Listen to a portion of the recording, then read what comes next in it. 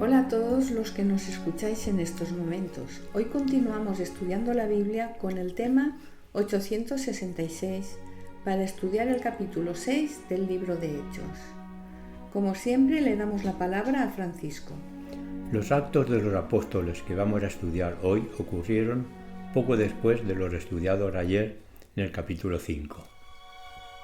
Voy a leer el primer versículo que comienza este capítulo, también problemático como fue todo el ministerio de los apóstoles, sobre todo en la medida en que fue aumentando el número de discípulos.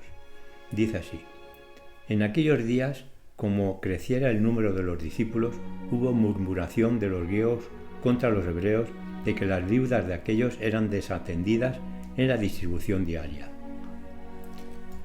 Al nombrar a los griegos en este versículo, se está refiriendo a los judíos que se habían extendido por todo el imperio, a lo cual se le llamaba diáspora. A estos griegos judaicos se les llamaban helenistas. Por lo general eran más fervientes que los judíos de Palestina.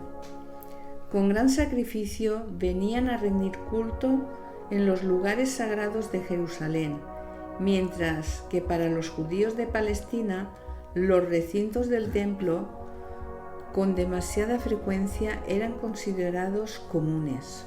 Al escuchar los apóstoles las quejas de estos helenistas, se reunieron y dijeron que se debía tomar una solución rápida, pero que ellos no podían dejar de predicar el Evangelio, por lo que había que elegir entre todos los discípulos a personas que se dedicasen a atender expresamente a las personas necesitadas, sobre todo huérfanos y viudas. Esto no era nada nuevo, pues a lo largo de la Biblia siempre se ha observado que el Señor aconseja constantemente el auxilio a estas personas desvalidas. Entonces se decide elegir a 7 hombres consagrados que puedan atender a este tipo de personas. Esto se relaciona en los versículos 2, 3 y 4. Estos 7 discípulos elegidos debían ocuparse de la administración de los recursos materiales, mientras que los 12 apóstoles debían quedar libres para ocuparse de la predicación y del tema espiritual de los discípulos. En el versículo 5, que paso a leer, podemos ver a las personas que son elegidas, después de un estricto examen realizado de entre todos los discípulos. Dice así este versículo 5: agradó la propuesta a toda la multitud, y eligieron a Esteban, varón lleno de fe y del Espíritu Santo, a Felipe, a Prócoro, a Nicanor, a Timón, a Parmenas y a Nicolás, prosélito de Antioquía. En el versículo 6 podemos ver que se le impusieron las manos a estos nuevos, que podríamos llamar diáconos, como más tarde les llamó Pablo. Esta es la primera vez que se menciona esta ceremonia en el Nuevo Testamento. Dice el versículo 7 que los conversos se multiplicaban grandemente. Esteban, debido a su gran consagración, fue elegido popularmente y esto ocasionó que también adquiriera enemigos. Parece que estos, en alguna predicación de Esteban, le atacaron duramente. Dice el versículo 9: entonces se levantaron unos de la sinagoga llamada de los libertinos y de los de Cirene, de Alejandría, de Cilicia y de Asia, disputando con Esteban.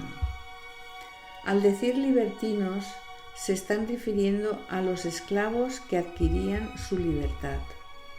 Se cree que estos libertinos eran judíos que habían sido esclavos en el Imperio Romano, quizás descendientes de judíos llevados cautivos a Roma, y que después fueron libertados por los mismos romanos. La disputa la iniciaron judíos de la dispersión. Eran hombres piadosos que habían venido a Jerusalén con profundo espíritu de consagración, porque cuanto más lejos estaban las personas del centro de su devoción, tanto más celosas suelen ser. Tuvo que haber algo en la enseñanza de Esteban que los hacía pensar que estaban disminuyendo o quizás tratando de quitarle importancia al templo de Jerusalén. Bueno, pues parece ser que estas divergencias llegaron a un límite inesperado.